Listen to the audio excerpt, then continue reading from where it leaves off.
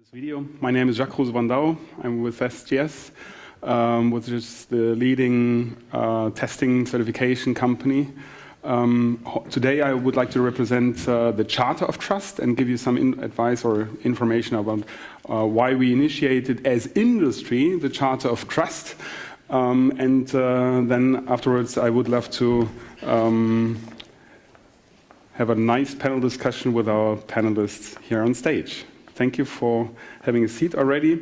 Maybe I start with the introduction first, because then we can directly go into the discussion later. So welcome to me, with me together, Chris Painter. He's former coordinator for cybersecurity of the US State Department at the GCSC.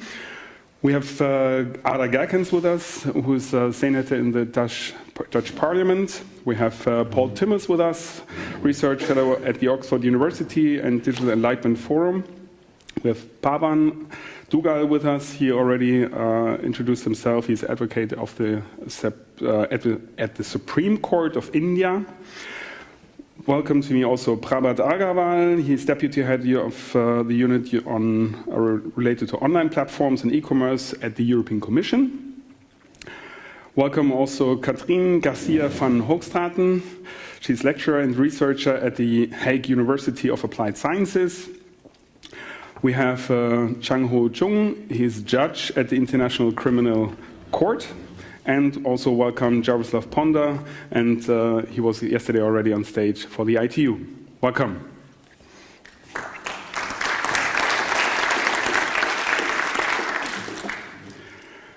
But first of all, I would love to... one back. I would love to give you a brief overview about the Charter of Trust. So what is the Charter of Trust about and why we initiated it? Who is behind that? The Charter of Trust is an initiative of global industry players based on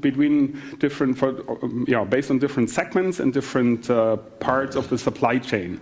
There are companies inside like NXP Semiconductors, really from the component side. Then we have device manufacturers like Siemens, like Cisco in the group. We have communication specialists like the Deutsche Telekom as a telecommunication operator, and we have cloud service provider like IBM in this group, and also the insurance companies, because they are also they have a stake in the topic of cybersecurity. And many more. We are also together 16 companies with a global footprint. Why a global footprint? Because business is also global. We all work on a global scale, we work on global supply chains, and we are related to many, many different regulations in the world, which is not a good situation, let's say, and we would love to change that while doing it in a proper way, because we're doing all our business every day, and everybody is a specialist and expert in his domain, and he should be able to, let's say, protect his assets, not only his assets, but also the assets which he gives to third parties, products and services, for example, and he's also part of the supply chain. So we need to look at the interfaces between these companies, and only this is the way of generating trust for all of us. So what are the trends? What are the trends in cybersecurity? First of all, cybersecurity became a huge risk for businesses and to all businesses, and we saw them already. Look at Maersk. They just to mention one company which was affected 2 years ago, and they were 10 days down because of a ransomware attack. 10 days is a productivity of 0 for 10 days, which means for them $300 million loss. So this is just one example, and there are many, many more examples in the market, and this is exactly what we want to prevent.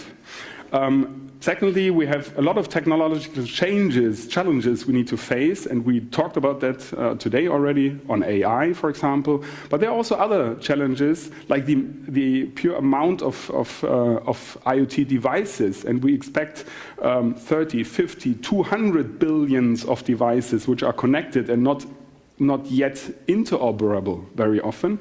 Think about those get interoperable, and the amount of challenges are raising again exponentially. What we already see is a shortage in work capacity. We are missing cybersecurity experts. Everybody is looking for the same people, whether it's the government, whether it's the cybersecurity experts, and the companies themselves, which would love to become expert in cybersecurity, but they are missing people. So the universities are asked here to bring more students into those domains, and also, let's say, put the issue of cybersecurity into different faculties. So it's not only on the engineers or the IT, the coding students. It's also on marketing. It's in legal. It's in management domain. So we need to really spread the responsibility, and this goes then into accountability for all different roles in companies. We see an increasing threat landscape. We see, and I don't want to mention now the state-sponsored hacking, but hacking gets more professional. Hackers use state-of-the-art technology. And we should also make use of state-of-the-art technology when it comes to preventing cyber attacks. So, and there we are all asked to comply to this request. We see a lot of regulation and policies popping up. Looking to Europe, we have the European Cybersecurity Act now in place, thankfully, which contains a European cybersecurity certification framework and an agency which is responsible, at least for Europe, which is ENISA, and they have a mandate for that. And now we have an empty framework, and we are all together asked to fill this framework with certification schemes based on risk assessment and also towards different assurance levels, because also different risks have different impact might have different risks. And this should be taken into account, of course, but then it's a good way forward to come to some rules which which the companies then really can follow, because they don't know how to follow and what to follow. And last but not least, we have a lot of regulations in the world in different regions, and as businesses are global and products are being sold on a global level to different countries in the world, they need to comply to various regulations. And to have a certification or the need for certification to comply to certain standards in different regions, which are not the same, is a headache, really. So it would tremendously make things or life easier if the regulation would be harmonized, as we do it, by the way, in Europe with the European Cybersecurity Act at the moment, because before we had national cybersecurity rules, at least for critical infrastructure. We have the NIS directive in place, and even the interpretation of the NIS directive is related to every member state. And we're now hopefully in a good way to harmonize also those requirements for the future. So digitalization is really changing not only our business, but also our private life, our communication, our how we work, where we work, and this is only possible to achieve this goal to generate trust if we do it together. Cooperation, collaboration is the only way we see is the way of working here. That's why we defined 10 principles, and maybe this is the reason why we were asked to give you an overview about the Charter of Trust. Number one is ownership. It's accountability. Really take action, take care. You need to know that the Charter of Trust has been signed by the CEOs of those companies, and this is a must. You need to have the responsibility from the top of the company. And then we looked into responsibility throughout the digital supply chain. As I mentioned before, everybody has responsibility for his experience, for his field of experience, and this he needs to cover. It does not make sense that a company who is generating chipsets is thinking about the security in the communication channels or in the cloud. They can maybe support with their chipsets into those domains, but similar into the other way around. How is a company like IBM, which is looking into cloud services, able to secure devices? They don't know about the interfaces of those devices. And that's why everybody should really look into his domain and take the responsibility, the accountability for his domain. And then we really defined security by default. We call it here this principle down into actions, into strong authentication, secure onboarding processes, secure firmware updates. Really into the technical details. I don't want to go into detail here, but there is a requirement behind. And behind each and every of those requirements, technical requirements, there is a standard available, hopefully. If there is no standard, we have a gap, and then we need to fill the gap together, the industry with the politicians, as we do now, especially when it comes to the European Cybersecurity Certification Framework. And I don't want to go through all of these. Education is an important topic. Education, for example, is the education of your own people, because we think the people of the companies are the best firewall you can have in your company. So this is the starting point, while also training your suppliers, the SMEs. We, as big companies, have the responsibility, the accountability, I guess, and I think so, to train your partners, if they are not capable for that. At least to give them advice, who they can ask for. So that they will be able to also cope with the issue of cybersecurity. Usually SMEs, small companies, they do not do their tax report, their yearly tax report by themselves. They also ask a third party. So why not asking a third party for cybersecurity issues?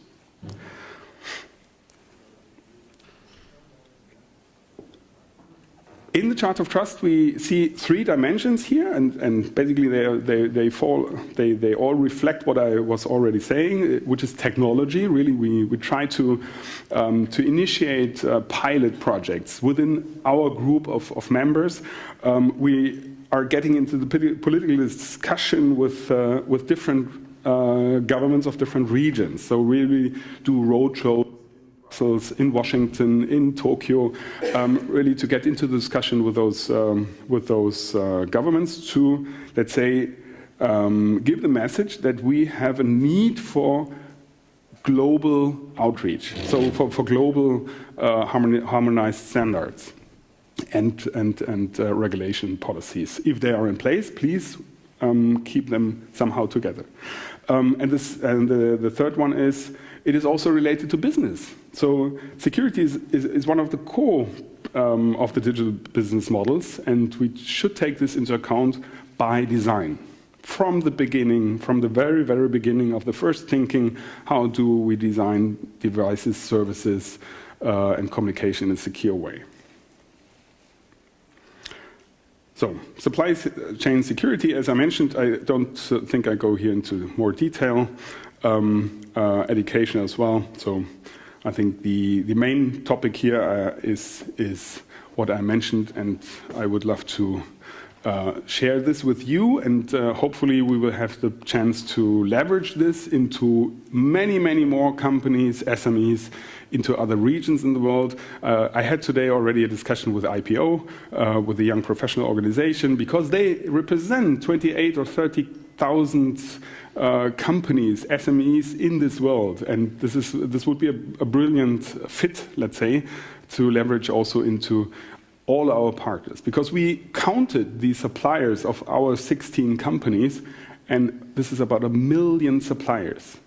And of course, everybody is first asking in his own companies to fulfill those requirements which we put in place, and then talk to their suppliers and to their procurement departments to implement those requirements into contracts, into business contracts, whenever they purchase something. So I hope this is a good initiative for our discussion, and I would love to start now with the discussion.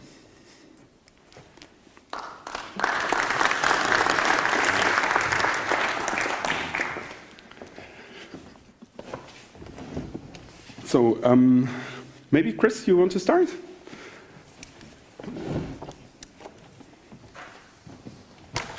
put this clicker here. Thanks, and it's a real pleasure to be back in The Hague. I'm actually wearing my Mondrian watch, so to commemorate it. The Netherlands has done it's really led a lot of the policy discussions around these issues. A few years ago, they had a giant global conference that started in London, but I think really the best iteration was here in The Hague a few years ago, and they've launched a couple of things I've been involved in. One, the Global Forum for Cyber Expertise, which deals with capacity building issues, and another, the Global Commission for the Stability of Cyberspace, which is looking at norms and accountability and how we make sure there's accountability, and that's going to release its report next week. So I think, outsized involvement in a lot of these issues, which is great. I've had a long history in doing various kinds of cyber issues. I was a federal prosecutor in the 90s doing cybercrime cases. I then was running the computer crime section of the Justice Department. I was then at the FBI. I was at the White House for 2 years, setting up their cybersecurity directorate. And my final job was I was the first and top cyber diplomat in the world, in the State Department. And now there are about 35 of them around the world, which I think is really important, because one of the things I wanted to say at a higher level is that, this is still too much of a boutique issue. The people who come together to talk about this are often the same people, and that's not the way it has to be. It has to be a mainstream, high political issue, and we've made progress on that. But, in the little video that you saw in the beginning, people were talking about, well, it's an economic issue and it's a security issue, and I can tell you from personal experience that those two communities are very different. And bringing the security and economic community together on these issues is not that easy. Now, it's happened more and more, but I remember we were writing our international strategy for cyberspace. The economic community thought the security community was a drag on innovation, and the security community thought the economic community were out of their minds, so they were just taking risks they couldn't take. And we have to make sure that both of those perspectives are represented. There were times, certainly, with for instance, the Chinese theft of intellectual property, where the two communities came together because it was seen as not just an economic issue, but a national security issue, and that was important. So we need to transform this as a security issue to really a whole society issue. And I think the growth of these diplomatic posts around the world, I think, helps do that, because it's a core issue. Not as many people think of cyber as a boutique technical issue, but a core issue of national security policy, economic policy, and ultimately a foreign policy for every country. And the more we can mainstream that, the better. And that goes to some of the accountability I'll talk about in a second. The second thing and that's not just true of governments, that's also true of companies. Again, we've seen improvement, but often if the CISO, the Chief Information Security Officer, went in to talk to the chairman of the board or the CEO, their eyes would roll back in the back of their heads, and they say, don't talk to me about this, just make sure everything's okay. And that can't be the way that companies are looking at this too. This is a key risk area, and they have to appreciate this in terms of the overall company. So it's true, and again, there are some companies, and I think the Charter of Trust is certainly a good example, that have broken out of this, but that's not universally true. The other thing I wanted to address is accountability on a global level for bad actors, and not just bad criminal actors, because we have criminal prosecution and laws for that, but bad state actors. And so we've seen over the course of the last few years increasing disruptive behavior in cyberspace by nation states, including the OPCW thing that happened here in The Hague, but also the WannaCry virus that took down the national health system in the UK, NotPetya, which took down Maersk and other shipping giants. So we've seen a lot of this bad activity, which has been attributed to nation states. And that's good that we've called that out. We've had countries come together in groups and do the attribution and say they're responsible. But you're not going to name and shame certain countries, and they're not going to change your behavior. So you have to make sure that you couple that naming and shaming with actual action. We have to work as an international community, not just countries alone, to impose consequences on the bad actors to make sure that there's international peace and security in the long run. So international peace and security is not just about coming up with norms, which is one of the activities of the global community now. What are the rules of the road in cyberspace? International law applies in cyberspace, which is important, but what are the rules beyond that? Don't attack the critical infrastructures of another country. Don't attack the computer emergency response teams. They're like the ambulances, the hospitals. It's important to have rules, but if you don't have any enforcement of those rules, then that emboldens bad actors just to do it more and to bring their friends. And other actors were on the side to do it and to jump into the fray and do it too. So we have to make sure there are predictable, timely consequences for bad activity. And that has to be done by the international community. Sometimes it could be a like-minded group or a smaller group. We need to make sure that happens, because otherwise it becomes just a free zone where people can do whatever they want, no matter whether you say international law applies or not. If there's not consequences for bad actions, that's a problem. And that is across all the board. That includes like judicial actions, includes political actions, diplomatic actions, economic actions. We need to do better in that. The EU recently has this cyber toolbox they came up with, diplomatic toolbox that includes sanctions, which is important, but we need to be more ready to use it. And my last point will simply be that because we haven't mainstreamed this as a policy issue yet, it's hard for leaders of countries to really understand this, to grok this issue and say we need to act. So, you know, if you have a poisoning in the UK, they can act very quickly. If you have a cyber event, it takes months, sometimes years, and there needs to be, we need to shorten that cycle to make sure there are accountability that will ensure the peace for everyone else. Thank you. Thank you. So what is the state in the Netherlands? I would just like to say to Chris, it's never going to happen, really. I think it's hopeless in the Netherlands at this point. I was a member of parliament for 8 years. I'm now in the Senate for almost 7 years. And I've only seen the interest in cyber in all decline, and the knowledge even worse. And the fact that we're getting another committee who is going to sit down and talk about things that we already know. We basically had 2 parliamentarian researchers on what goes wrong on cyber. And at the first I told them, look, we made a book for all parliamentarians. In every law, every legislation coming around, look at the cyber or the digital aspect on it. You just have to get it out of the drawer and read it. So at this point, you will not hear from me that I think our government is not acting up, because basically I think our government, at least the people working at governments, are doing a pretty good job if you look at the conferences we have and the activity on cybersecurity. But it's the parliamentarians. I mean, those are the ones who should check the governments to see whether the things they do is right, and they have no idea, no clue what's going on. And they're, well, how can I say this nicely, but mostly more involved with their own appearances than what's really going on in the country. And nobody understands the digital world except for you, of course. So you don't read about it in the newspapers, maybe if you have a WannaCry situation, but all the smaller things, you don't read about it. It's not in the veins of the people. So I don't think we should look at them to solve that problem. I think we need to do it ourselves and see how we can build trust amongst each other. And that's why I like the speech that you gave in the beginning.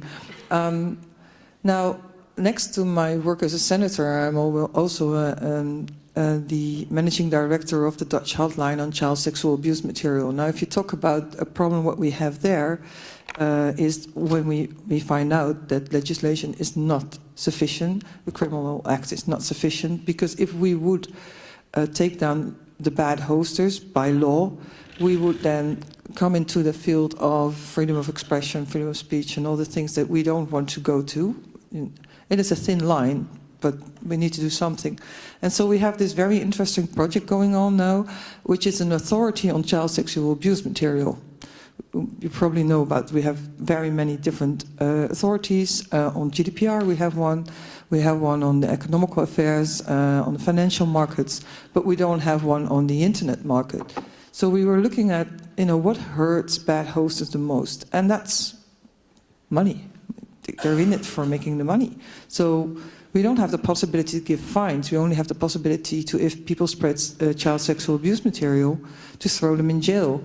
But somehow they always manage to get out of the jail, because it's very hard to prove that there were intentionally spreading that material. So why don't we give them fine if they're not acting up, if they're not doing enough efforts to get that material offline?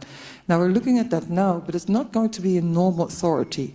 We're trying to build that one together with industry, with the hotlines, with all actors engaged, because we also understand that if you would have like the normal authority, it would be really an authority from above telling you what to do. And if then this authority would not know what sensitive subject this actually is, and it's a thin line that we have to walk to get where we want to go, then things might really go wrong. So we want to build this one together in trust. And I think that's a very interesting example in how we can tackle these kind of problems. Basically, I think if you go to cybersecurity, and I'm not from the cyber crime, because I think you are right, we have laws for crimes, so we have laws for cybercrime as well. But the security of the system, the fact that if people build websites, the one who orders that website basically think, okay, you are a builder, so it's probably secure because you know what you're doing, but they don't know because they never taught security on websites. So yes, who has a role in what? We need to have that, but we also need to get to the possibilities to have laws out there. I mean, we have a whole infrastructure outside. You can't get a car on the road, Tesla knows, when there's not any rule that you have to comply with to get a secure and safe car. And it's the same with the roads. There are rules on that road. And if you don't apply those rules, you're either not allowed to get on that road or you'll be fined. So I think we have to look at it this way. I think we really, as politicians, we need to say, listen, whatever you do on the internet, if you do it within these boundaries and make sure that it's secure, then it's fine, and otherwise we'll fine you. Before we get that far, I would just say we all should sit back, do nothing, let the whole thing explode, let us get really into trouble, and then maybe one day more politicians than a couple of few will stand up and say, oh, we have a problem, let's do something about it. Thank you.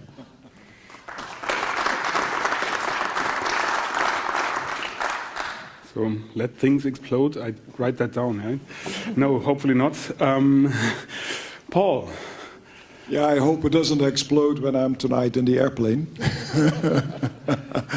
Let me just say about accountability and cybersecurity, something that relates to companies directly and something that relates to states and state sovereignty.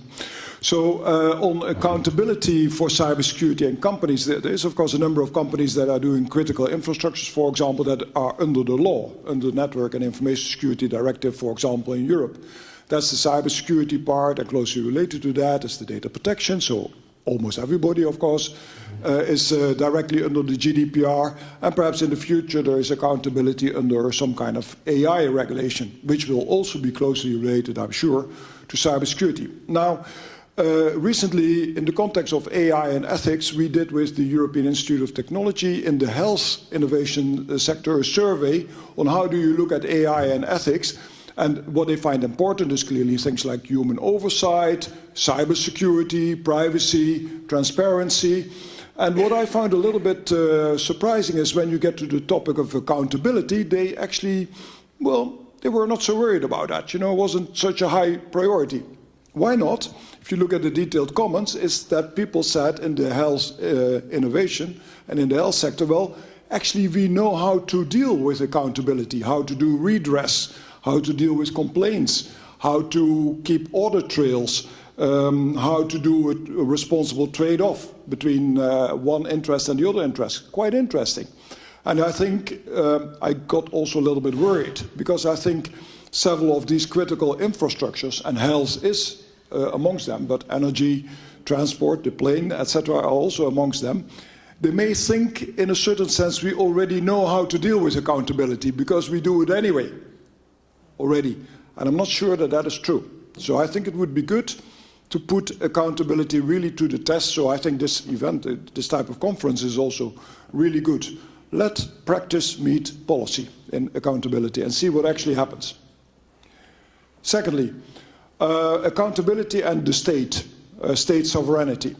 So cybersecurity has really moved the topic of sovereignty and strategic autonomy to the top of the agenda. It has become Chefsache. And Merkel, Macron, but also Trump, Xi Jinping, they are all talking about that cybersecurity is a threat for national security, but also for longer-term economic interests. And in Europe, we even say cybersecurity and the digital transformation and all these international tensions are actually even a threat for our democracy. So sovereignty is threatened. I think there's no doubt about that. And how do you safeguard sovereignty? Well, if you talk to people, you might say the capabilities, the abilities that you have to realize sovereignty, which you could call strategic autonomy, are dealt with in three ways. Either you try to do it, four ways. Either you try to do it all on your own, but that's perhaps only for China and the US, but even that you may doubt, because the uncoupling of the value chains doesn't work that well, I think. You would probably say, Chris. But there are three ways. Either you kind of do risk management. You try to do the best that you can do to protect your sovereignty, that your electricity system is not dramatically damaged or whatever. And that's actually the approach that we see throughout, and is also supported by legislation, like the NOS directive is about risk management, the GDPR is about risk management, the Charter of Trust is about risk management, the international norms and values at UN level are largely about risk management. Do no harm is one of those risk management norms and values. But you may wonder who's actually accountable to whom here, you know? If I'm a bit critical, the Charter of Trust is self-accountability. And it's only because there's a little piece of law there, like the NIS directive, that there is an accountability in a larger sense to governments, a legal accountability. But these schemes have two problems. They are largely self-accountable, you might say, and actually they leave a degree of risk. So you cannot be quite sure it works well. Second approach is, if you want to deal with sovereignty, you do strategic partnerships. You just work with only the ones that are like-minded, the ones that are on the same page if it is about, for example, ethics. And so you are starting to use ethics in a strategic way. But then accountability is only into that group of the like-minded. It's a limited accountability again. It's not good for global business necessarily. And it may actually lead to the situation that your accountability is steered by, let's say, governments rather than intrinsically steered by this topic that you're talking about. So you are moving from something that we had in the past. I don't know if you remember the book of Lawrence Lessig, which was called Code is Law. That is kind of the technological infrastructure is determining actually what you can do in law, is conditioning law. We are moving to law is code. The rules that we want to have as governments have to determine what the technology does. That's the 5G debate, right there. That's between, do we move that from the risk management approach to the strategic partnership approach? The third approach that perhaps many people in this room like is, let's pursue cybersecurity and accountability as a global common good. It's after all in the interest of humanity, isn't it? And that's also how the internet originally was designed, as a global common good. And we want to have many things in the global common good. When it is non-technical, we would talk about climate. But when it's technical, in this country, for example, they are promoting that the core of the internet would be a global common good, the domain name system. You would protect that as an interest of everybody. That's a great idea, actually, if we would move cybersecurity and accountability there. But it's like an empty space. Then what kind of governance do we have? There is no accountability mechanism there at all. So we are definitely missing, even if we might be interested in promoting the protection of our critical infrastructures, the protection of the core of the internet into the global common good, we are missing a big part of governance. I don't think that the Web Foundation, W3C and others, can really fill that gap totally. I'm not sure that global companies can fill that gap. I'm not sure that the UN can fill that gap. So I think we have a real task to do when we talk about accountability and the global common good to build up governance. Thank you.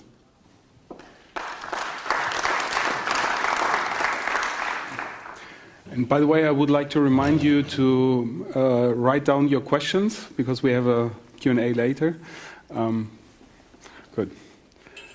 Pavan, you have another role in India. Please share with us. Sure. So when we talk of the landscape of accountability, cybersecurity, and cyber peace, we find that there are some unique things happening on the landscape. Last week, this cyber attack hit this wind and solar energy provider in Utah. Who's responsible? No questions, not even found out what's happening. India is currently seeing a huge debate because WhatsApp was used to disseminate Pegasus spyware software and actually went ahead and surveilled 121 influential Indians for changing their opinions. Huge debate. Look at these, some of these news items. There is 11 million credit cards, 1.3 million Indian credit card details were found to be on sale, including tier 2 data on the darknet. Further, the cybersecurity breaches from hospitals are happening left, right, and center. So I think let's begin with the basic premise. Cybersecurity breaches are a part of life. Let's take them as they are. But then how can state and non-state actors be made accountable for cybersecurity breaches per se? And I think this issue of accountability is directly related to the protection and preservation of cybersecurity, as also cyber peace in the cyberspace ecosystem per se. You have the darknet. More and more people are going on to the darknet for both legitimate and illegitimate purposes. So how do you go ahead and legally set up attribution mechanisms for people who use the darknet for going ahead and launching cybersecurity breaches on the networks and systems of both state and non-state actors? And of course, it's not just non-state actors. State actors are also very consciously going ahead to the darknet for a variety of their overt and covert activities. So what's happening? Globally, nothing on cybersecurity. No international regime, treaty, or understanding on cybersecurity. So countries are saying, hold on, we are not waiting. We are going ahead and coming up with our own national legislations on cybersecurity. Maybe a good step, but long-term sustainable step, I don't think so. Primarily because cybersecurity is a global problem, and you cannot have national approaches to deal with global problems per se. The absence of a global cyber law has further complicated the entire scenario. Still, standards are not yet very clear. Even the debate pertaining to norms of behavior in cyberspace has not yet well been settled. Well, people are clear in their minds, except those propositions are not yet on paper per se. So recently, these two streams are going simultaneously in the UN ecosystem. One is the UN GGE, or group of governmental experts. They are looking at what norms need to come across in cyberspace. And the other one is the open-ended working group. Both of them trying to look at the same problem. It's like the old Indian story of 5 blind men trying to describe an elephant. So these are two different processes trying to address the same scenario. We don't know how things are going to happen, but if it's going to take a couple of years for them to come to the conclusion that international law applies to cyberspace, cyber criminals and other vested elements are clearly not waiting on. In fact, I often find a paradox between cybersecurity and accountability.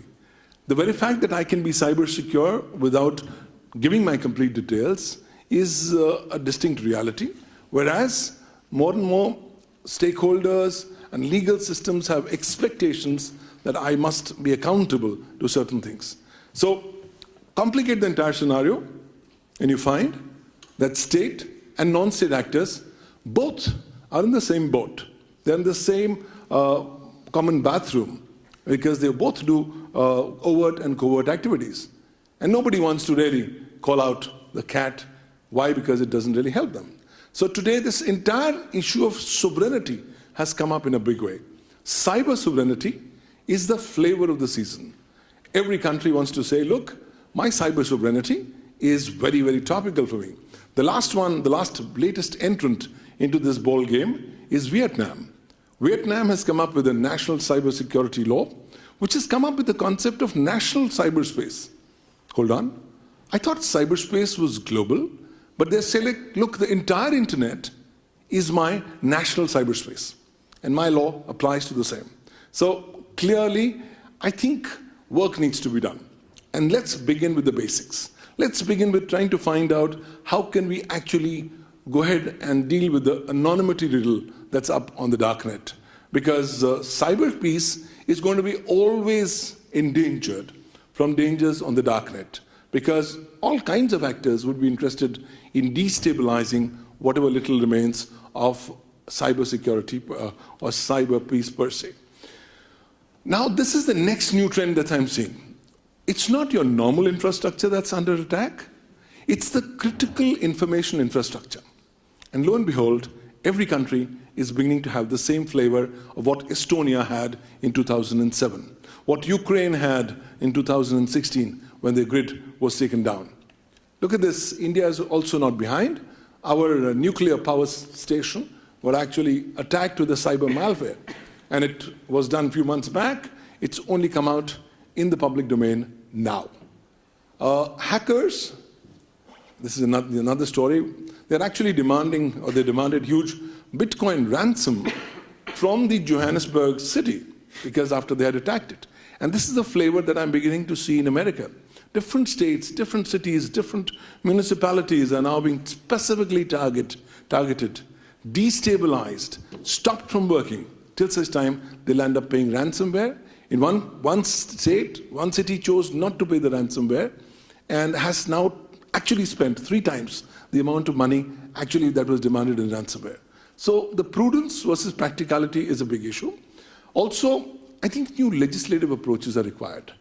In the roundtable when we were talking with the professor, well, I began by saying that, look, for accountability, you will have to start making building blocks. And these building blocks will have to come through legislation. No amount of persuasion, no amount of confidence-building measures alone are going to suffice.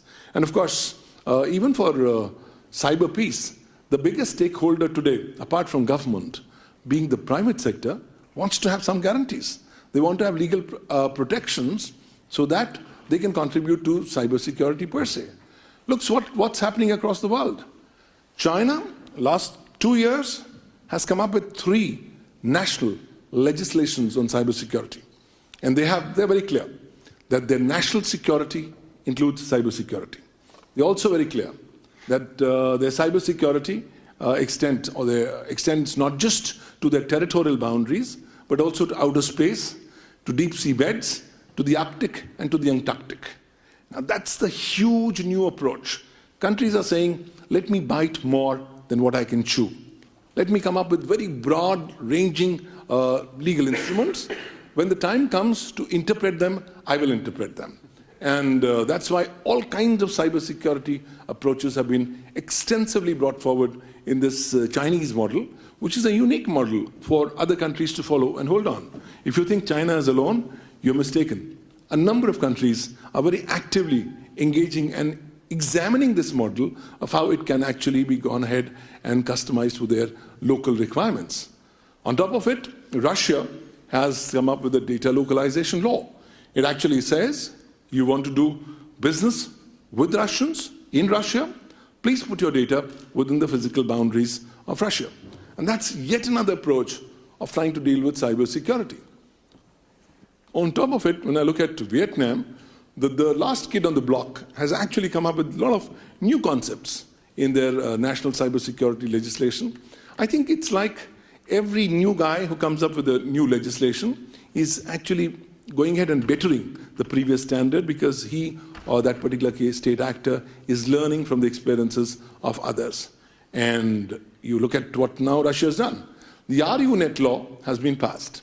And this law effectively says that Russia presumes that its connectivity to the internet will be disconnected. And once it gets disconnected, it must have in place its own RUNet, the RUNet. And they have already begun implementing it. The state government is already putting in huge amounts of monies to the service providers for having the requisite infrastructure ready. Is this cybersecurity or is it cyber peace? I don't know. Is balkanization a way to cyber peace? I don't know. But clearly, these are interesting developments as we go forward. Thailand comes across with a new cybersecurity law, extensively criticized. Macau, imagine a small place like Macau says, look, my gaming industry is so important. Let me come up with a dedicated cybersecurity law in this regard. Australia chooses to walk another walk. Last December, they come up with their Australian anti-encryption law, which says, hey guys, you may be anywhere in the world. The moment you are offering services in Australia and you use encryption, please hand over your back-end keys to the government. You do not do so, that becomes an offense. No wonder Signal told the Australian government, sir, we are not willing to do business in your jurisdiction because we do not want to share the data of our citizens or our users with your government. A lot of pushback in this law, but clearly things are happening. But all said and done, even a place like Taiwan has now come up with a Cyber Security Management Act. So that's, I think, the new flavor. And possibly these national legislations could be contributing to the evolving jurisprudence. When I top up the cake with the cherries from Singapore and Egypt, I find new flavors. The Singapore model is far more balanced, but adopts its own unique approach per se on cybersecurity as we go forward. Further, other countries are saying, hold on, I don't require a cyber security law. Let me do good with just a cyber security strategy. And lo and behold, different countries are now started coming up with distinctive cyber security strategies apart from AI strategies. But I found this Ohio legislation very, very remarkable.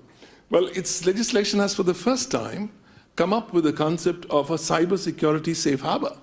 Say, if you're a company, we are telling you, please do from 1 to 10. If you do 1 to 10, if a cybersecurity breach takes place, we will not make you liable. We will give you complete immunity. And I think that's a model that's going to happen globally and could be important. And as I go towards AI, I think I'm more concerned about the misuse of AI on the darknet for cybersecurity breaches, for cybercrime per se. The world has no answer today, though China has started working in terms of defining the responsibilities of stakeholders using AI in the draft national legislation on AI per se. California, come 1st January 2020, becomes the first mover in the world to come up with a new law on IoT, saying if you manufacture IoT device, please put in reasonable security feature. Very, very basic low-hanging fruits, but at least it's a step forward as we go forward.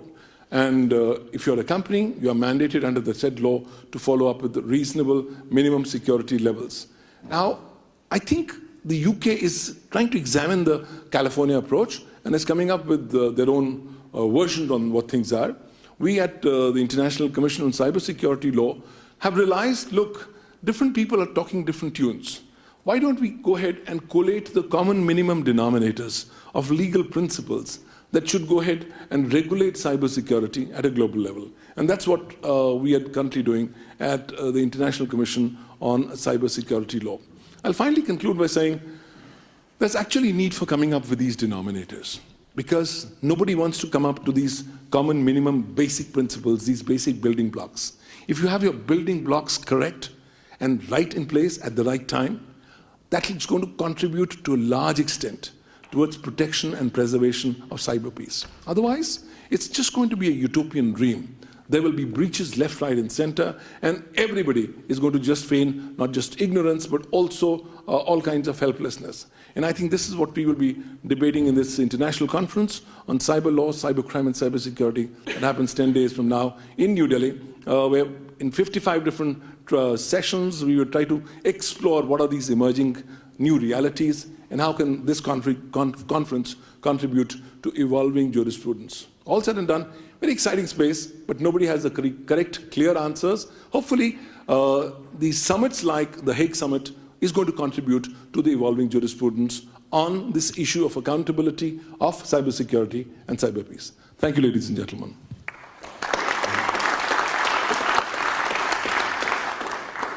So we see many activities in many countries today, but obviously on a global level, we are missing the coordination. Who could take the coordination for that?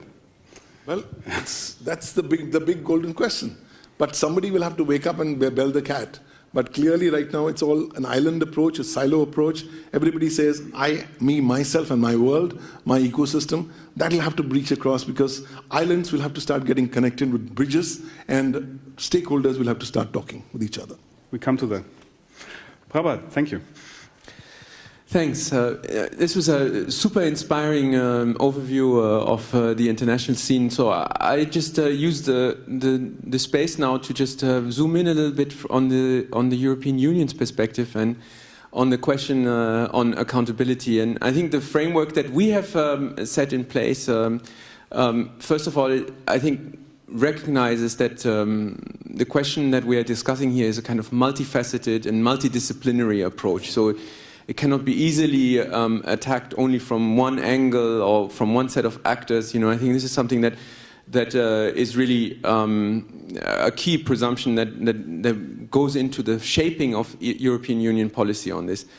I think the EU policy is best explained in this area by work which was done in 2017 and has 3 pillars: resilience, deterrence, and defense. Those are the kind of 3 basic pillars. And the work that we have been trying to do is for each of these different pillars to say who needs to be accountable for what. In the area of resilience, it's manufacturers, for example, for IoT devices. There are certification schemes in the Cybersecurity Act. That's just as part of the kind of resilience pillar.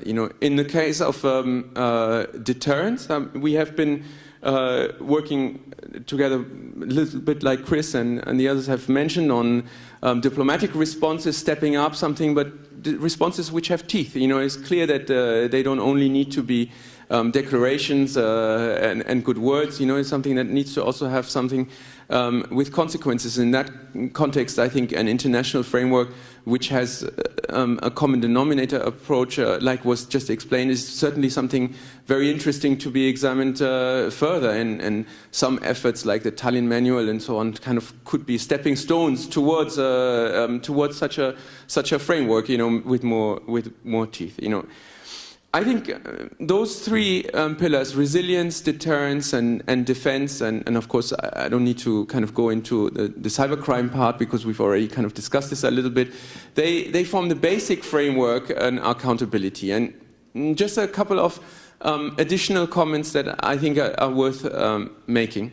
When you attribute accountability to either individual actors or state actors or manufacturers or companies, a little bit like what you said in the Charter of Trust, Jacques, at the beginning, for the areas that they are responsible for, there are always implicit trade-offs. And these trade-offs sometimes, if the narrower you focus your accountability, the more fragile the whole system becomes as well. The broader you focus your responsibility, the less implementable they become. So there are some trade-offs that I think are worth kind of bringing out a little bit more carefully. So those trade-offs, let's not be, it's not only the jurisdictional trade-offs about how do we segment attribution in geographic or jurisdictional terms. It's also which actor, where does one's responsibility start and end. This is there's a big link, Paul already mentioned it, to other work that the Commission is doing at the moment and on AI, and it was already discussed in the other sessions. Is in some complex environments, it's very difficult to exactly identify the actor that you can use for attribution. State actors are sometimes easy to, even countries get together and you say, okay, it's clearly that country and responsible for it, and here's the evidence for it. But in many cases, there is a kind of distributed failure of accountability that needs to be taken as a whole. And I think this is something that is the second point that I wanted to make. So one is the kind of trade-offs that we are kind of implicitly, perhaps too quickly, brushing under the carpet. And the second thing is the complex change of actors that simultaneously need to be addressed. So in segmenting the system, we also lose perhaps some of this complexity of the system as a whole. Just want to say. Now, I want to respond to kind of two things. Something Chris also said, and that Ada also said about kind of, how do we get this working at international level, and a little bit also in response to what Pavan just said. The European Union is really a firm believer in an international rules-based order. And that's not only true for informational environment, that's also true for climate change, that's also true for international trade. And this is really a hallmark of the bloc as a whole. It's true for the Iran nuclear deals, it's true for a whole range of other things. But let's also not be naive that this rules-based international order is coming under enormous strain, not just because of the balkanization that Pavan just mentioned. Everybody calls their own strategy now a strategy of sovereignty, which is kind of Westphalian approach to policy making in the same. We see a lot of countries pulling out of international treaties, where on areas which have a strong cross-border dimension where we need to work together. I think in this place of all the places, it's important to kind of recognize upfront that the international global order is under strain. So it's not just about cybersecurity and cyber peace. It's about the entire way of making forward and coming to agreement. It's not only about sanctions and having enforcement with teeth about individual state actors. It's about how are we going to take the whole thing forward. In the information environment, there's a second challenge that goes beyond the multilateral environment and the rules-based order, is that the information environment is being restructured by a small number of private actors that are cross-border, and WhatsApp was already mentioned, and that are rule setters in an environment where the international order is not capable of setting rules that are being imposed. That is a new reality that also spills over into cybersecurity and cyber peace. Not only because some of the challenges in cybersecurity are moving away from the infrastructure and the WannaCry, not petty kind of attacks, into the informational space. So where disinformation can, in my view, also be viewed as a cybersecurity threat.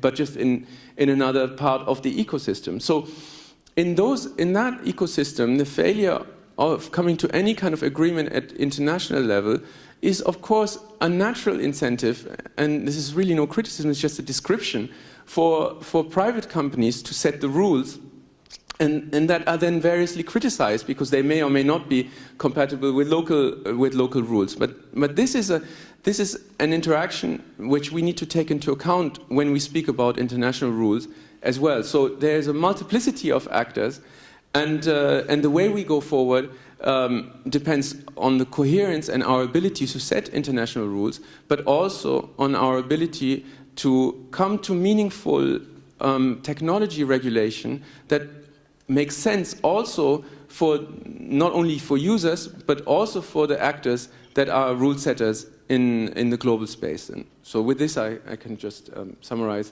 the overall approach of the Union. Thank you.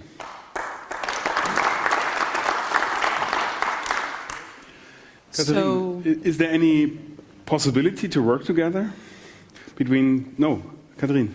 Is there any possibility to work together between politicians and private industry? Yeah, so that's precisely the topic I want to touch upon, and building up on what Paul mentioned on moving from a risk-based approach to a sort of new strategies. I think the topic of public-private cooperation countering cybercrimes is absolutely a new strategy being implemented in some ways and to some extent in very creative ways. However, of course, it demands and impose some challenges. And if we start by looking at the current picture, the big picture, and some of my predecessors has mentioned what are the current impacts of in this case, cybercrime. I would say, besides WannaCry and NotPetya, which we know have affected 300,000 victims worldwide and over 150 countries. Generally speaking, we are talking about a lone WannaCry costed $4 billion dollars. The World Economic Forum is also measuring this impact, and it has reported in 2019 that it has ranked cyber attacks as amongst the top 5 global risk. 2007, somehow the approximations of the general impact are up to 600 billion, which will be in the next 5 years, could reach all the way to 5.2 trillion. And finally, well, in Europe, being in The Hague today, in Europe there has been established that cybercrime also is reaching up to 160 to 150 million euros. So, as a researcher and lecturer, I have, of course, a picture of cybercrime, which of cooperation that I bring to you, and that's why I use the skydiving in all my presentations. And I think so far from the prior presentations, we can get that flavor. It's getting difficult, it's getting complex. It's almost like a skydiving, I will say, to cooperate together. I think the more I speak with both private sector and public sector, they speak a lot about how multidimensional and the transnational aspects of cyber crimes make and impose more challenges for these public-private cooperations. Of course, it's all about collecting, in the case of cybercrime, this cooperation will be about cooperating towards collecting, sharing sufficient evidence, and in order to, well, identify, apprehend, and later on prosecute cyber criminals. But it's also about challenges pertaining to extrajudicial jurisdiction. And on top of that, that will, in a way, have some implications in the effectiveness of the whether formal or informal cooperation, because there are at least 2 forms of cooperations being identified. If we look at the current 16 channels of cooperation on access to evidence, there are at least 3 that can be mentioned, and this, of course, is information coming from the impact assessment of the European Protection Orders, which is the upcoming e-evidence legislation, and next week the LIBE will be providing a final report on this. So this is happening in parallel with the protocol to the Cybercrime Convention, the second protocol that will be also probably launched soon. The Octopus conference coming now actually happen next week, and so probably there will be more information about how the protocol is taking shape and is specifically on electronic evidence. And in the transatlantic level, we have all known about the U.S. Cloud Act. So, well, now the European Commission came across with the e-evidence package, as it's called, which impact assessment identified that at the moment there are at least 3 forms of identified cooperation around access to electronic evidence. And these are the MLETA, so the Mutual Legal Assistance Treaties, which seems to be too slow. It seems to also be disproportionate in relation to the expenses and resources that may imply. And moving to another form will be the direct cooperation with service providers. And in this case, they seem to be, according to the impact assessment, unreliable, dependent on service providers' practices, which are very diverse. And of course, the lack of transparency, because even in despite of the fact that there are some transparency reports provided by the intermediaries, internet intermediaries, still there is a lot of lack of information as for how this access to electronic evidence is happening in practice. And finally, direct access to data. So in this case, there's a huge legal fragmentation happening, and that also has been assessed by the European Commission when launching the e-electronic evidence package. Some specific numbers as for, okay, so now you might be wondering along with me, she's concerned about how much cooperation can increase access to electronic evidence, but how, in fact, at least in Europe, is known.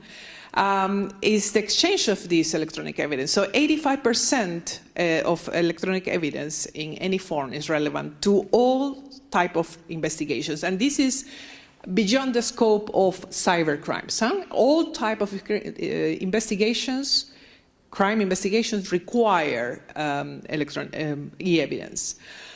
Now, at least 2/3, so 65% of the investigations of electronic evidence are relevant, and of course, they are also requested to service providers. And 55% only of total investigations include requests to cross-border access to electronic evidence. Now, along the discussion of access to electronic evidence, the new paradigm that has emerged is about, okay, we're talking about electronic evidence, and this is, in few words, we're talking about data, right? And I will say, I will dare to praise the initiative of the e-electronic evidence package, regulatory package of the European Commission, as a step forward, specifically in relation to the new taxonomy of data that is providing. And so far, once again, my research is very much based on a lot of interviews and conversations with both public and private sector. To my understanding, and many other legal scholars and academics find that there is a lack of common understanding of what is specifically the data that should be exchanged. There has not been so far, up to now, any international or regional regulatory package or regulation in general that has provided a definition, starting with that, a definition on electronic evidence.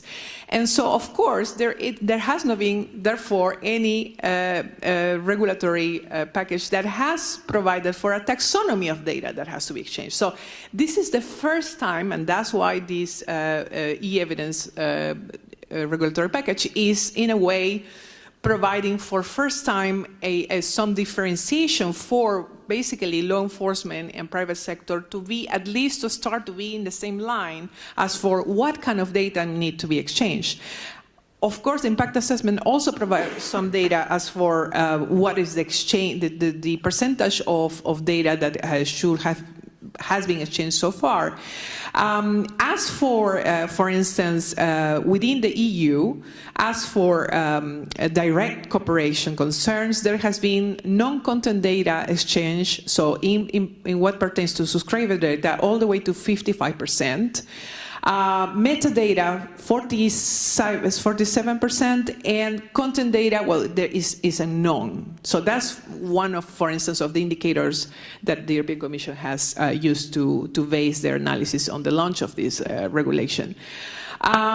So it means that less than half of all the requests to service providers are fulfilled. So only 45% of these requests are fulfilled. Now, so we are talking about how important are these new strategies that are arising. And so in the case of public-private cooperation to the access of electronic evidence, pertains mainly and is, of course, regulated by principles of information sharing. So information sharing activities in the context of public-private cooperation cybercrimes will mostly have some difference. There will be, obviously, depending on different expectations of the partners. And of course, this goes within the expectations concerning roles, responsibilities, and of course, authority, which is very much linked to accountability. And on the other hand, there are challenges pertaining to, and this is also which links to the recent regulatory developments that concerns to forensics and data governance. And this is connected to what I just mentioned about the new taxonomy of data or electronic evidence that need to be exchanged. So these aspects are crucial, specifically in what concerns to forensics and data governance, in order to be able to understand what type of data sets have to be exchanged, and to also understand how this can be shared within the framework of public-private partnerships. or cooperation. So let me then make some conclusions of what will be highly important. And I'm now talking about this sort of security governance of the aspects of public-private cooperation in countering cybercrimes. Safety. So safety is a public good, and I don't think we need to go farther than having this very clear statement. I have worked, and now I see Arda, I work, I think the last 3 or 2 IGF, the Internet Governance Forum, we have constantly been coming back, talking to law enforcement, integrating the service providers, intermediaries, in order to bring clarity about how this cooperation can take shape in relation to child sector protection online. But I think all in all, Arda, and I hope you will agree with me, we have been all the time trying to highlight that this is an issue of public safety. Besides what is the vulnerable group that is at stake, it is an issue of public safety. And that's one of the main challenges that arise when public-private cooperation come into place, the different understanding on that we are actually in the same line. We are trying to protect people from being victims of cybercrime, so therefore protecting a public good. Now, cyber enforcement is not solely responsibility of the state, and so that has also been developed, and now it's seen that other stakeholders, such as the private sectors, and here goes along the line of the supply chain, the internet intermediaries, and of course, even the teams, the cyber response teams, cybercrime response teams of both, and forensic teams of both private and public sectors. So this common understanding of public good can take us a bit farther into shaping a public cooperation, public-private cooperation that is more reliable and that is in the long term more effective. On the other hand, we also have to understand that trust is needed. And when trust is needed, we have to be able to also see that as part of this public-private cooperation, there are, of course, general liability frameworks underlying the rights and obligations of, in this case, the internet intermediaries. And these are applicable to them and to the supply chain and any other private stakeholders. So in relation to the public authorities, it's important to understand this, how this general liability framework will play a role in the understanding of these partnerships. And at the same time, it should be carefully balanced with a diligent implementation of, in relation to fundamental rights, so privacy, freedom of expression, data protection, and so on. Right to fair trial, in the case where we are speaking about, of course, the case of public-private cooperation to share electronic evidence. So that's for now my points. I will be glad to receive some questions during the Q&A. Thank you, Katrin. Of course, this is related to the GDPR on one hand, so we need to take care of how to respect the privacy at the same time. And is this possible? And from your perspective, Chang, and is there a way to leverage this initiative into a global legal framework? Because I think you are very much related to international crime. Yeah, thank you very much. As mentioned by previous speakers, I also support the idea of establishing some global rules or international convention in this field of cybersecurity or data protection. As you may know, in the field of international trade law, the UNCITRAL already has adopted some convention on electronic communication to make this any kind of electronic contract be equivalent to any written documents. And they even developed some model laws so that member states can implement those international norms in a more flexible way. But in this field of cybersecurity, data protection, we do not have it yet. So I support such effort of the first committee of UN and third committee of UN to continue such effort to make some international law room in this field of data protection and cybersecurity. And whenever I have a chance to meet some members of International Law Commission who are providing some international background for United Nations General Assembly, I always tell them, I'll do something for this field as well. Now, UNISTRA has done a lot for the field of international law, trade law. Why not this field of cybersecurity and data protection? We can do something to develop this kind of international convention or international rule to provide more general understanding of this technology issue. So at least principles of this cybersecurity and data protection in technology neutral manner, and some obligation of the state, and obligation of controller, processor, and rights of the data subject. These basic issues can be provided in the international convention. So I also support that kind of effort to achieve that global rules or global norm.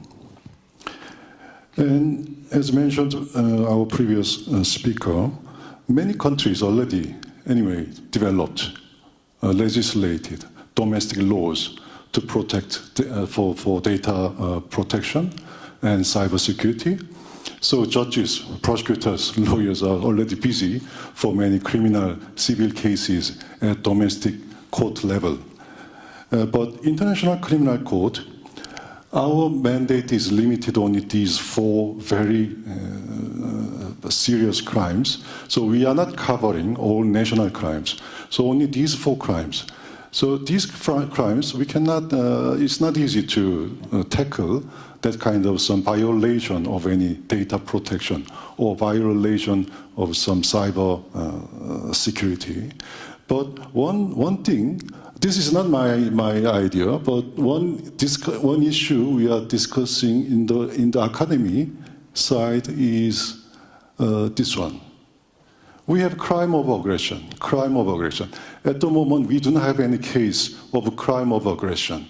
But many academics, many lawyers, many practitioners are raising this question of whether crime of aggression can include the cyber warfare. This can also constitute a crime of aggression. This issue already has started discussion within the academic side. I do not know at all on this issue, so please don't get me wrong. So I cannot say anything about this issue, but this is still no case at the court, but very much big discussion on this issue among academics. So I look forward to some real case in the future at the court. And in terms of data collecting during judicial process, we also respect data protection laws of national system, national laws. So ICC, International Criminal Court, is treaty body. We are founded by a convention named Rome Statute. So in principle, we can get information only from state parties, member states of the Rome Statute. So when it comes to non-member state, non-state party, we cannot expect any cooperation from non-member state in collecting any evidential material, including personal data. But if the non-member state would be willing to provide some voluntary cooperation to the ICC, then we can accept them. Then there may be any conflict with the domestic laws of data protection. But when it comes to state parties, member states, they have obligation to cooperate with the court. But that does not mean that we can go just any state parties and collect their information of personal data from state parties. What we can do is request cooperation to state party, member state, to collect personal data in accordance with their national laws. As mentioned by previous, there are many countries already legislated many national laws of data protection. So we need to understand what those laws in national system to avoid any such any chance of conflict with national laws. For example, Republic of Korea, South Korea, where I'm from, we also have many strong data protection law, but we have two exceptions. One is personal data can be provided for the purpose of law enforcement. And another one is information can be transferred to international organization in accordance with treaty or convention. So if ICC requests the Republic of Korea to present some personal data after investigation in Korea, then Korea may not have any problem in providing such personal data to the ICC. So we need to keep understanding that kind of national system of data protection to make our judicial process more smoothly. And last issue is we are also supported by technology. The court work is now also, previous speaker already mentioned the e-electronics, e-evidence issue, but it's not e-evidence, but our court system itself is totally supported by electronic court system. So this system is combining all judicial bodies of the court, not only just the judges, but also prosecution side, including both investigation and prosecution, and also defense team, and also victims. So all those informations, submissions from these judicial bodies are shared by the registry of the court and then distributed to the people who are entitled to. But when it comes to personal data of victims collected by prosecution or defense, these are usually confidential. Principle at the court is all information at the court is public, open to the public for the purpose of fairness and transparency of the court and our process. But personal data of victims, they are confidential to protect their privacy and safety during the court process. So we court people who can get access to those confidential information have also strong obligation to keep this confidentiality. Otherwise, we may face some discipline procedure, and even judges, we may face disqualification challenges as well. So that's how we protect this personal data in the court process at the ICC. But thanks to this kind of technology, we can handle this kind of huge size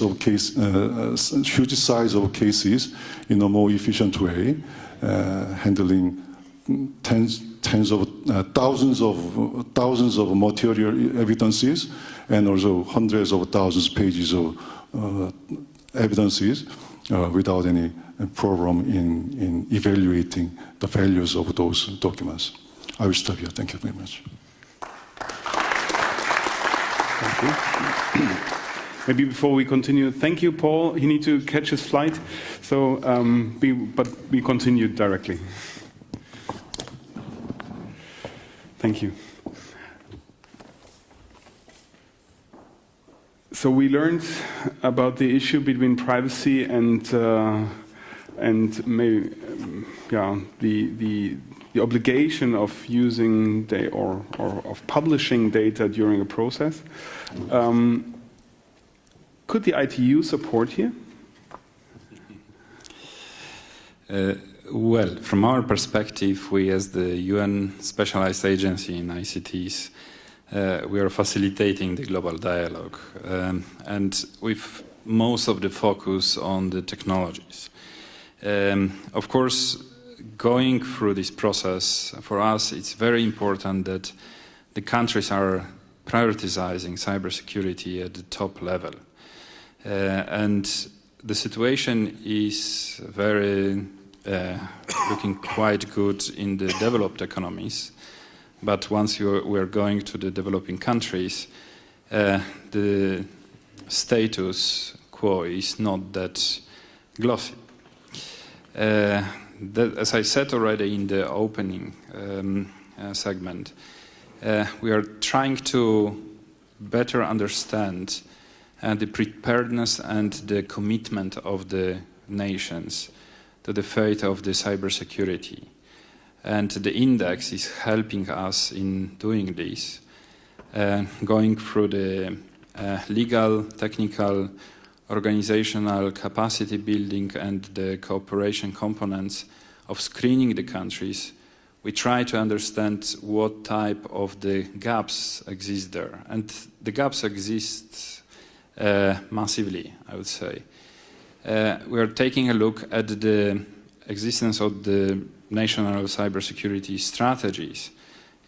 Just only last year, there were only 80 countries which had those strategies publicly available, and those who are not having them publicly available, the question was why. In addition to this, when we're diving into the program of the supporting the countries in the establishment, the CERTs, we noticed that only 106 or 10 countries had the national CERTs, while the others tried to make the move on that. They were always having the challenge to escalate to the level to get the appropriate funding to set those important measures to protect the country. So from this perspective, we see quite big need of the global understanding of this diversity in the cyberspace, of the preparedness and the commitment of different countries, and maybe the need of supporting those who are not that far as the developed economies. Even in Europe, working with the countries, we are not facing different challenges which I mentioned. Sometimes the upgrade of the CERTs in Southeastern Europe becomes the discussion of several months, how to find relatively small resources in the public sector or the international donors to support this process. So in this context, I think there's quite a lot of capacity building efforts to be still done, where we're trying to engage as many partners as possible with the as broad understanding of the cybersecurity approaches as possible. Of course, WSIS process is helping us to make sure that we are acting in the multi-stakeholder approach and providing the tools for the countries in their efforts of developing their strategies. Also, we're trying to go with the team of those who are not having only resources, but also having the expertise and different type of the experience to provide the support. So just to draw attention to the recent guide on the development of the cybersecurity strategies, which we launched together with World Bank and many other stakeholders, and which we are currently rolling out across the different regions. Recently, we held the screening exercise for the Western Balkans, screening 6 economies of this region, taking a look how far they are from the international standards and what type of the improvements can be done and which one can serve also as a good practices. Because also these conclusions of such exercises we were able to make during such actions. So just to say, from our perspective, the work in the international environment is quite important to include as many partners as possible and as different perspectives as possible, just to try to build a consensus on on the good faith of building the secure environment for the use of ICTs. Of course, in doing this, for us, the standards are important. And that's why the role of the private sector is key here in the standardization as well. I was already mentioning the 5G, which of course in many cases is raising the excitement of the cybersecurity component of this, but of course the views can be diverse. And as the international organization, we are looking forward to consensus building on these issues using our platform. Thank you. Thank you. So I think I have a lot of questions, but due to the time, I would love to ask you whether you have questions you would like to raise immediately before we close that. Maybe he starts here in the beginning first. Do we have a mic? Oh, here. Great, thank you.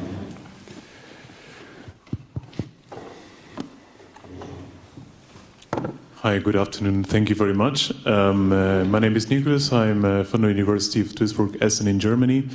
As you might be aware, cyber attacks nowadays focus more and more on exploiting human vulnerabilities, for example, ransomware and sextortions, the case of sextortion. For example, 3% of malware exploit technical lapses, whereas 90% of it target the users through social engineering.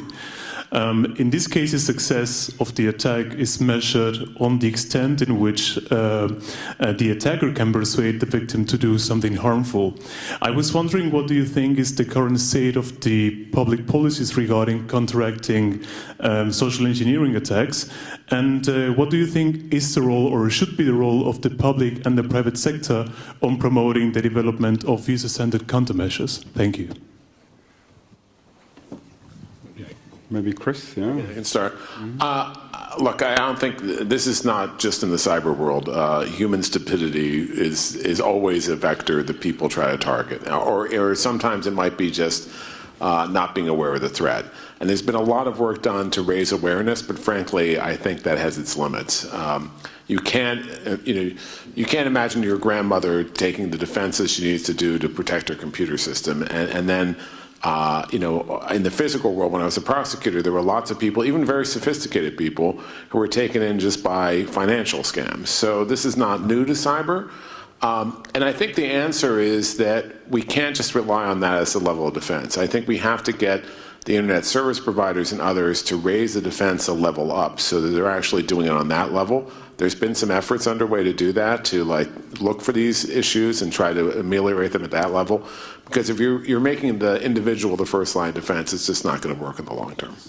Yeah, I completely agree with you there. I think, let me speak on the sextortion situation, which is quite big in the Netherlands as well, I think all over in the world. We need the platforms to step up here, because they're way being, it's not my problem, it's their problem. And I do believe, the internet is a beautiful thing. It brings a lot of good things, but it brings a lot of bad things too. And it magnifies those in a way we have never foreseen. So maybe we should, stop and think about what's going on in our world right now and try to formulate an answer, because the way we raise awareness is way not sufficient. And I think we need to understand that some people might always be vulnerable to this kind of crime. So I definitely think we need to do more. Katrien. Just to answer your question, we have worked together. Actually, we're meeting back, Nicolas, Art and I, we have worked in several other forums, mostly in the Internet Governance Forum. But the thing is, I think it's about also providing through public-private cooperation some kind of specific technological and analysis tools. And that is, in a way, missing. There is some claim that AI may fill this gap to some extent. Of course, we are still, as we saw in the morning, still in the discussions of the ethical aspects of AI and how this, because still if it's deployed to prevent or to counteract cyber crimes, in this case of extortion, or through the use of social engineering, as has been happening to reach the victims of extortion, still there is a lack of capabilities, of analytical capabilities to be able. Social engineering is very much about behavior, and is basically tracing the behavior of the users. And in this way, there's also an information asymmetry on the side of, there is a lot of information known by the internet intermediaries, whereas there is less information or known on the side of the user. So it will be important to put these analytical tools in place and in order to be able to also trace behavior that can be leading towards an easy social engineering attack. And so I would think that that's crucial that we have concluded in our prior works together in relation to sextortion. But then I think analytical tools can be also a subject matter of public-private cooperation. There was a question behind. Please. Thank you. My name is Sharon from Diplomat TV and Global Media. Just being curious, and with your own perspective, all the panelists, can global norms alone be effective in achieving security in cyberspace? No, but they're a predicate. So in other words, in the physical world, we have norms, and it's important to have norms and law, and norms become law over time. But people violate them. Like Russia's incursion in the Ukraine was a violation of norms. That doesn't mean we shouldn't have norms. What it means is we have to have norms, and as I mentioned in the opening, there also has to be enforcement and consequences for violation of those norms. So those norms are just not pieces of paper or words on paper. Depends where the norms are on. I know for some internet standards, if we had already implemented them, we would not have, or would have much less DDoS attacks. We're not implementing them. I think their global norms would help, because it doesn't have to do with any cultural differences, just the standards for the technical infrastructure. But I think one of the biggest challenges we have in IT is the fact that we are a different world with different cultures and different values. And in that case, I don't think we can standardize them, no.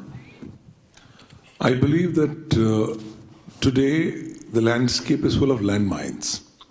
These landmines are in the form of the claims for cyber sovereignty and sovereignty by nation states. At a time when these nation states are building these artificial boundaries in cyberspace, these norms come in as a breath of fresh air, so as to help them clear their perspective.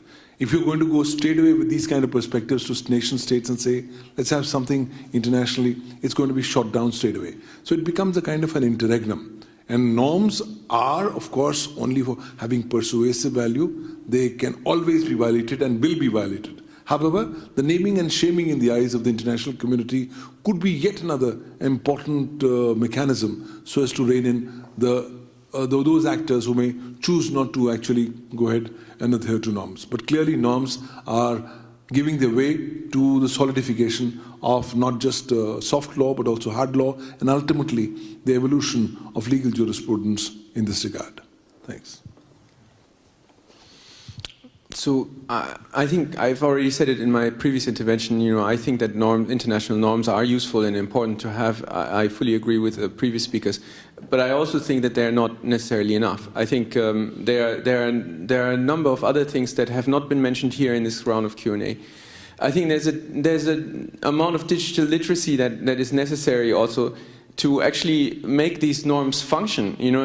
So just writing down norms and then nobody understands them and nobody can enforce them, there needs to be an ecosystem around this. So capability building is really an important adjunct to any such norms.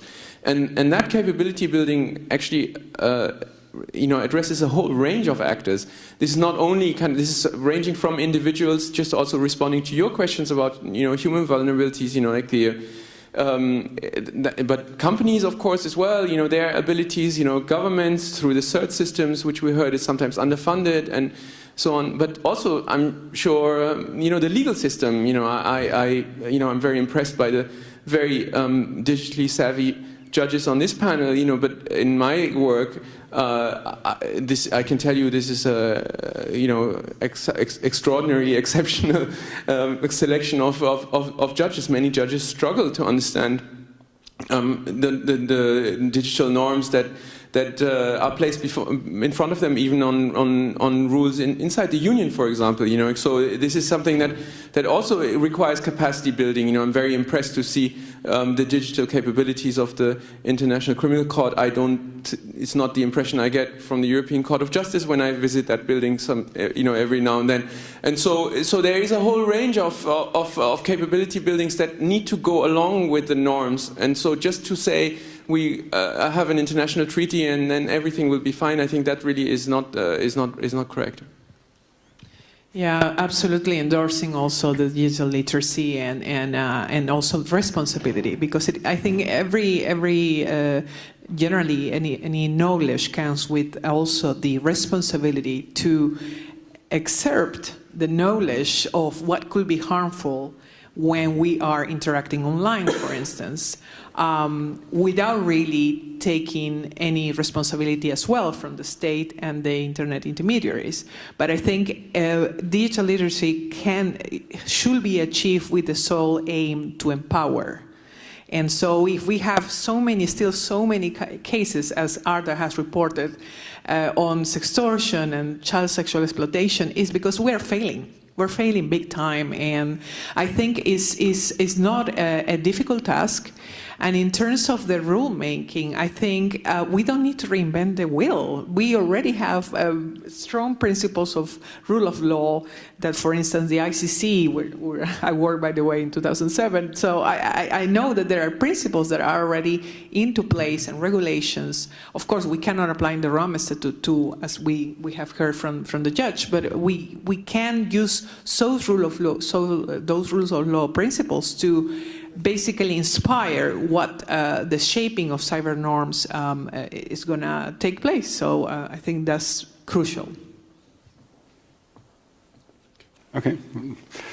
You want to add something? Just as the ITU, as I mentioned already, we are developing the technical standards, which are sort of the norms. But they are developed with the bottom-up approach. Everybody can contribute, everybody can bring the challenge and then go through the consensus process. And only then it can become the consensus-based global norm which is applicable.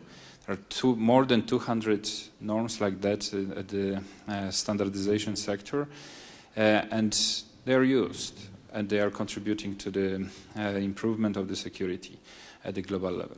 So, are they really used? They are really used and referenced. So, good. Thank you very much. I think we had a very good discussion on the issues which we are facing in the next years. We learned about predictive timely consequences. We learned about the need for awareness campaigns for the parliamentarians. Maybe we can jointly initiate another activity there.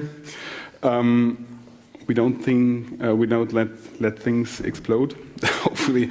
But anyway, we learned the NIS directive is not enough. The NIS directive is about critical infrastructure, and critical infrastructure is not in the focus of the European Cybersecurity Act, as it is separated.